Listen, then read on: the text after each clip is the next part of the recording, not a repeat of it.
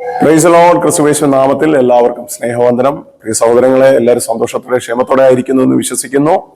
കർത്താവായ യേശു ഞങ്ങളുടെ മധ്യത്തിൽ ചെയ്ത ഒരു വലിയ സാക്ഷ്യമാണിത്.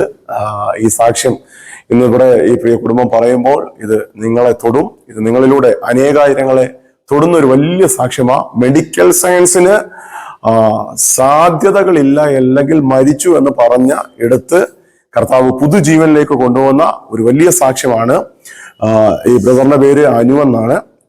2025 ഫെബ്രുവരി മാസമാണ് നമ്മുടെ കൊല്ലം ഗ്രേസ് ഫാമിലി ചർച്ചിൽ താൻ കടന്നു വരുന്ന സമയത്ത് ഒരു ചൊവ്വാഴ്ച മീറ്റിംഗിൽ പ്രിയ കുടുംബം കടന്നു വരുമ്പോൾ ആരാധനാ മധ്യത്തിൽ കർത്താവായ യേശു ഈ മകനെ എഴുന്നേൽപ്പിച്ചു. ദൈവാലോചനകൾ ഷെയർ ചെയ്തിരുന്നു. ദൈവാത്മാവ് പറഞ്ഞ ആലോചന ഇങ്ങനെ ആയിരുന്നു: ഒരു ജനനം സംഭവിക്കാൻ പോകുന്നു. ആ ജനനം പല എതിർപ്പുകളുടെ മധ്യത്തിലാ, പക്ഷേ അതൊരു പെൺതലമുറയായിരിക്കും. അത് നിങ്ങളുടെ ആത്മീക ഭൗതിക ജീവിതത്തിൽ ഒരു വലിയ ബ്രേക്ക് ത്രൂ ആകാൻ പോകുന്ന ഒരു ജനനമായിരിക്കും. ആ സമയത്ത് പ്രിയ സഹോദരൻ ഇതിനെപ്പറ്റി ഒന്നും ഞങ്ങളോട് ഷെയർ ചെയ്തിട്ടില്ലായിരുന്നു. മീറ്റിങ്ങിന് ശേഷം താൻ ഇങ്ങനെ പറയാനിടയുണ്ടായി. തൻ്റെ വൈഫ് 4 മാസം പ്രഗ്നന്റ് ആയിരുന്നു ആ ദൂത് പറയുന്ന സമയത്ത്. എന്നാൽ 4 മാസത്തിന് മുമ്പേ തൻ്റെ യൂട്രസ് അല്ലേ ഓവറിയില് 2 മുഴകൾ ഉണ്ടായി. ആ മുഴ സർജറി ചെയ്തിരുന്നു. സർജറിക്ക് ശേഷമാണ് ചികിത്സിച്ച ഡോക്ടേഴ്സ് അറിയുന്നത് താൻ ഗർഭിണിയായിരുന്നു എന്നും തുടർന്നുള്ള സമയങ്ങളിൽ മുന്നോട്ടുള്ള സർജറിയുമായി ബന്ധപ്പെട്ടുള്ള ആഫ്റ്റർ എഫക്റ്റ് ചിലപ്പോൾ ആ കുഞ്ഞിന് അബോർഷനായി പോകുമെന്ന് പറഞ്ഞിരുന്നു. ഡോക്ടേഴ്സ് നിർദ്ദേശിച്ച അല്ലെങ്കിൽ ഡോക്ടേഴ്സ് കൊടുത്ത റിപ്പോർട്ട് അത് അബോർഷനായി പോകുമെന്നായിരുന്നു. പക്ഷേ അവർ കേട്ട ദൂതിനെ അവർ മുറുകെ പിടിച്ചു. 4-ാം മാസമാ ദൈവാത്മാവ് ഈ ദൂത് കൈമാറുന്നത്. അടയാളമായിരുന്നു. പക്ഷെ ആ ദൈവശബ്ദം പറയുമ്പോൾ ഇവർക്ക് കൺഫർമേഷൻ മാത്രമല്ല, ആ സമയത്ത് പ്രസന്റ് സാഹചര്യം, പ്രത്യേകിച്ച് 2 കുഞ്ഞുങ്ങൾ ഓൾറെഡി ഉള്ളെടുത്ത് അടുത്തൊരു കുഞ്ഞ് വരുമ്പോൾ സ്വാഭാവികമായിട്ടും അപ്പനമ്മമാർക്കുണ്ടാകുന്ന ഒരു പ്രയാസം ഇവരിലും ഉണ്ടായിരുന്നു. പക്ഷെ കേട്ട ദൈവശബ്ദം തന്നെ ഉറപ്പിക്കുന്ന ദൂതായിരുന്നു.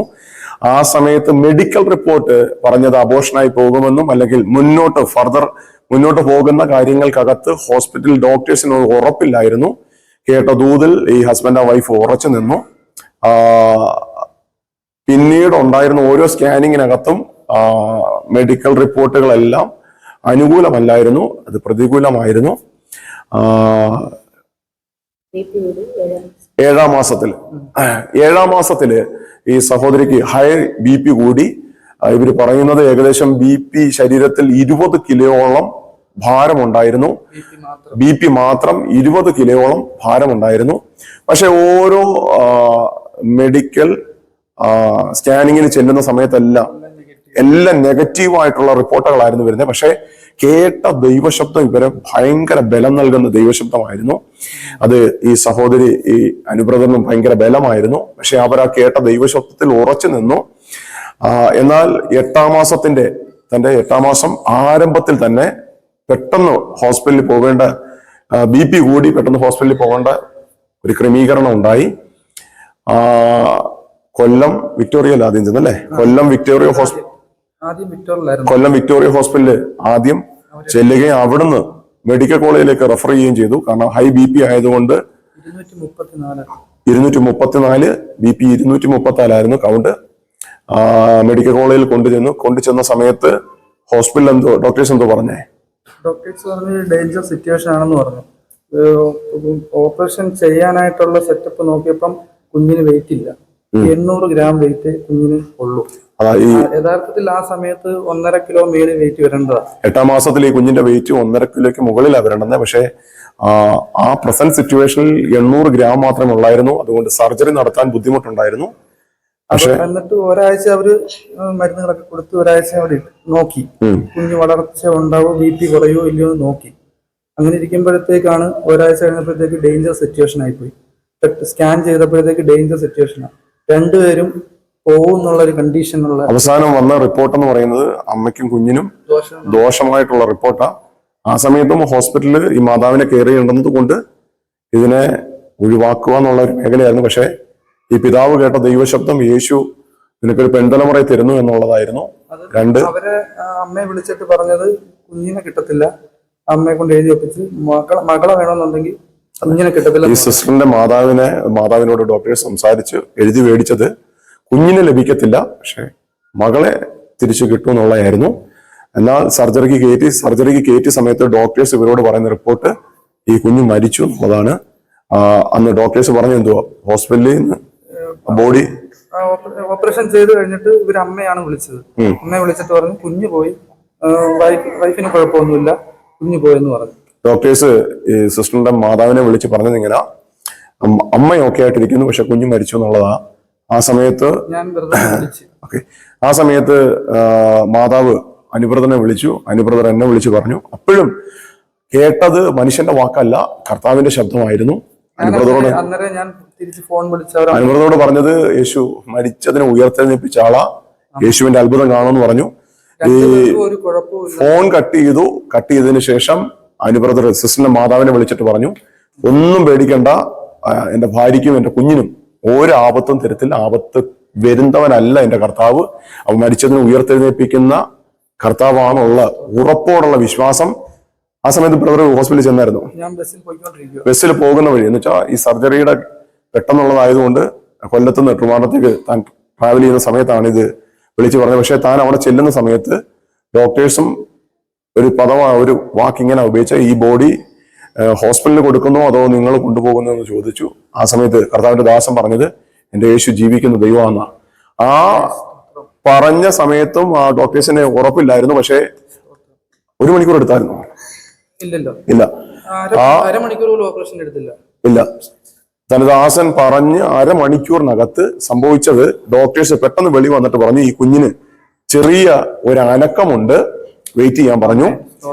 ആ അനക്കമുള്ള അല്ലെങ്കിൽ മരിച്ചു പോകും, അല്ലെങ്കിൽ ഉദരത്തിൽ വെച്ച് ബ്ലീഡിങ് ആയി പോകുമെന്ന് പറഞ്ഞ ആളാണ് ഇന്ന് ഈ മാതാപിതാക്കളുടെ കരത്തിലിരിക്കുന്നത്.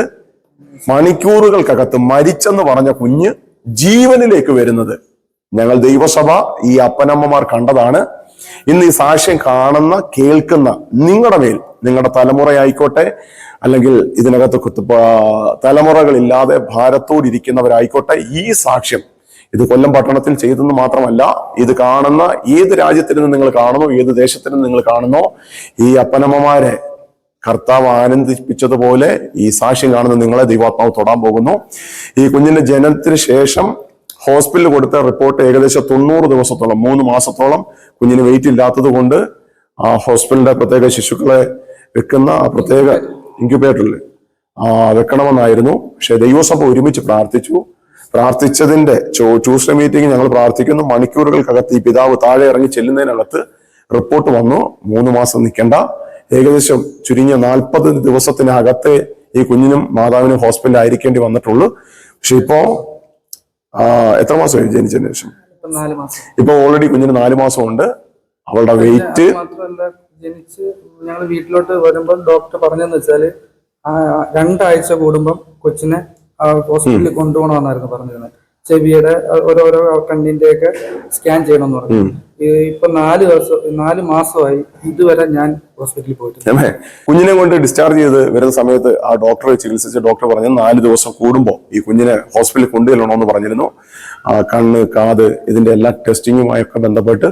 പക്ഷെ ഇന്ന് കൃപയാൽ 4 മാസമായി ഇതുവരെ ഹോസ്പിറ്റലിൽ പോയിട്ടില്ല. അവളുടെ കാതിന്, കണ്ണിന്, അവളുടെ ശരീരത്തിന്, അവളുടെ വെയിറ്റിന് പോലും വലിയ മിറക്കിൾ കർത്താവ് ചെയ്തു. വെയിറ്റ് എന്ന് പറയുന്നത് ഇപ്പം ഒരു കുഞ്ഞ് നോർമലി ജനിച്ച് എത്ര വെയിറ്റ് ആണോ ആവേണ്ടത് അതേ വെയിറ്റ്. ഈ അപ്പനമ്മമാര് പറയുന്ന സാക്ഷ്യം ഇങ്ങനെ, ഒരു കുഞ്ഞ് ജനിച്ച് 4-ാം മാസത്തിൽ എത്രയാണോ വെയിറ്റ് വേണ്ടുന്നത് അത്രത്തോളം വെയിറ്റ് ഇന്ന് ഇവക്കുണ്ട്. കാരണം ജനിച്ച സമയത്ത് 900 ഉള്ളായിരുന്നു. പക്ഷെ കർത്താവായ യേശു ഈ അപ്പന്റെ അമ്മയുടെയും വിശ്വാസമാണ് മരിച്ചതിനെ പുറത്തു കൊണ്ടുവന്നത്. ഈ അപ്പനമ്മമാര് ഇന്ന് ഈ സാക്ഷ്യം കാണുന്ന നിങ്ങൾക്കൊരു വലിയ സാക്ഷ്യമാ. പലരും ബലഹീനതയിൽ വീണു പോകുമ്പോൾ പലരും എങ്ങനെ സംഭവിക്കും, അല്ലെങ്കിൽ സാധാരണ ഒരു അപ്പനമ്മയായിരുന്നെങ്കിൽ ഉറപ്പായിട്ടും ഈ കുഞ്ഞ് വേണ്ടാന്ന് പറഞ്ഞേനെ. പക്ഷെ ഈ അപ്പനമ്മമാർ ആ വചനത്തെ വിശ്വസിച്ച ആ ദൈവശബ്ദത്തെ മനുഷ്യന്റെ വാക്കായിട്ടല്ല, ഇത് കർത്താവിന്റെ പ്രവചനമായി, ഞങ്ങളിൽ ചെയ്യാൻ പോകുന്ന കർത്താവിന്റെ ശബ്ദമായി സ്വീകരിച്ചു. കർത്താവ് വലിയ കാര്യങ്ങൾ ചെയ്തു. ഇന്ന് ദൈവസഭയ്ക്ക് ഈ കുടുംബം വലിയൊരു സാക്ഷ്യമാ. ഈ സാക്ഷ്യം നിങ്ങൾ അസാധാരണമായി തൊടും. ഇതിൽ പറയാനുണ്ടോ? ഞാൻ ഈ കുഞ്ഞിന് ജീവനുണ്ട് എന്ന് അനക്കമുണ്ടെന്ന് പറഞ്ഞപ്പം ഞാൻ ഇവരെ അമേരിക്ക പറഞ്ഞ ഒരൊറ്റ കാര്യമുള്ളൂ, ഈ മോള് നിങ്ങൾ കുറിച്ചിട്ടോ, ഈ മോള് ലോകം അറിയുന്ന മോളായി മാറും. ആമേൻ, ആമേൻ, ആമേൻ. എല്ലാ അപ്പനമ്മമാരും ഈ അനുബ്രതനെ പോലെ അല്ലെങ്കിൽ ഈ അനുബ്രതനേക്കാൾ വലിയ തരത്തിൽ ആ വിശ്വാസ പ്രഖ്യാപനങ്ങൾ നടത്തട്ടെ. വിശ്വാസത്തിന്റെ നായകനും പൂർത്തി വരുത്തുന്നവനുമായി യേശുവിന്റെ മുഖത്ത് നോക്കിയവരാരും ലജ്ജിതരായിട്ടില്ല. ഈ കാലഘട്ടത്തിലും ഈ 2025 മരിച്ചതിനെ ഉയർത്തെഴുന്നേൽപ്പിക്കുന്ന കർത്താവിന്റെ കരം നമ്മുടെ മധ്യത്തിലുണ്ട്. ഈ അപ്പൻ ആ വിശ്വാസത്തിൽ അതിനെ തുറന്നെങ്കിൽ അനേക അപ്പന്മാർക്ക് ഇത് തുറക്കാൻ കഴിയട്ടെ. ഞങ്ങൾ ബ്ലസ് ചെയ്യുന്നു യേശുവിന്റെ നാമത്തിൽ തന്നെ. ആമേൻ. യേശുവെ, ഞങ്ങൾ ഒരുമിച്ച് ഈ പ്രിയ സഹോദരങ്ങൾക്കായി പ്രാർത്ഥിക്കുന്നു. ഈ സാക്ഷ്യം ഈ കേൾക്കുന്ന കാണുന്ന ഈ പ്രിയ കുടുംബത്തിന് മേലും, ഈ സഹോദരിയുടെ മേൽ, സഹോദരന് മേൽ, മാതാവിന് മേൽ, പിതാവിന് മേൽ, കുഞ്ഞുങ്ങളുടെ മേൽ യേശുവിന്റെ വലിയ കരം ഇറങ്ങി വരട്ടെ. അവരെ തൊട്ട് സൗഖ്യമാകട്ടെ. പിതാവെ, ഞങ്ങൾ ഒരുമിച്ച് പ്രാർത്ഥിക്കുന്നു യേശുവിന് അധികാരമുള്ള നാമത്തിൽ. ഇന്ന് ഈ സാക്ഷ്യം കേൾക്കുന്ന ഓരോരുത്തരുടെ മേലും യേശുവിന്റെ അടിപ്പിണരുകളാലുള്ള സൗഖ്യം വെളിപ്പെടട്ടെ. അവരെന്ത് പ്രയാസത്തോടായിരിക്കുന്നോ അതിന്മേൽ യേശുവിന്റെ വലിയ മഹത്വം ചലിക്കട്ടെ.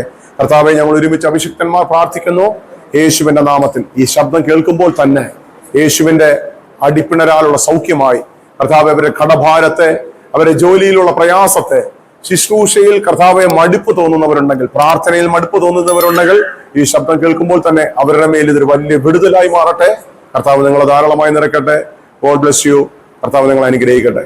ഞങ്ങളുടെ നമ്മുടെ ചർച്ച് കൊല്ലം ചിന്നക്കടയിൽ നിന്നും ബീച്ച് റോഡ് പോകുന്ന വഴി PW ഓഫീസിന്റെ അടുത്ത് തന്നെ ആയിരിക്കുന്നു. ഇത് അമല ബിൽഡിംഗ് എന്ന് പറയുന്ന പഴയ അമല ബേക്കറി നടത്തിയിരുന്ന ആ ബിൽഡിങ്ങിന്റെ ഫസ്റ്റ് ഫ്ലോറിലാണ് നമ്മുടെ ചർച്ച്. വരാൻ കഴിയുന്നവരെല്ലാം ഈ ആരാധനയിൽ പങ്കെടുക്കുക. കർത്താവ് നിങ്ങളെ ധാരാളമായി നിറയ്ക്കട്ടെ. നമ്മുടെ ആരാധന സൺഡേ 9 മണി മുതൽ 12:30 വരെയും, ചൊവ്വാഴ്ച 10:30 മുതൽ 1:30 വരെയും, വെള്ളിയാഴ്ച 10:30 മുതൽ 1:30 വരെയും നമ്മുടെ സർവീസുകൾ ഉണ്ടായിരിക്കും. നിങ്ങൾക്ക് എന്തെങ്കിലും പ്രാർത്ഥനാ വിഷയങ്ങൾ ഉണ്ടെങ്കിൽ ഞങ്ങളുടെ പ്രെയർ ലൈൻ നമ്പറുകൾ ഞങ്ങൾ ഈ താഴെ കൊടുക്കുന്നു. നിങ്ങൾക്ക് എപ്പോഴാണെങ്കിലും, ഏത് രാത്രിയെന്നോ പകലെന്നോ ഇല്ല, നിങ്ങൾക്കൊരു പ്രാർത്ഥനാ വിഷയം ഉണ്ടെങ്കിൽ തീർച്ചയായിട്ടും ഈ നമ്പറുകളിൽ കോൺടാക്ട് ചെയ്യുക. നിങ്ങൾക്ക് വേണ്ടി പ്രാർത്ഥിക്കുന്ന സഹോദരിമാരുണ്ട്, സഹോദരന്മാരുണ്ട്. കർത്താവ് നിങ്ങൾ ധാരാളമായി നിറയ്ക്കട്ടെ. God bless you. ആമേൻ.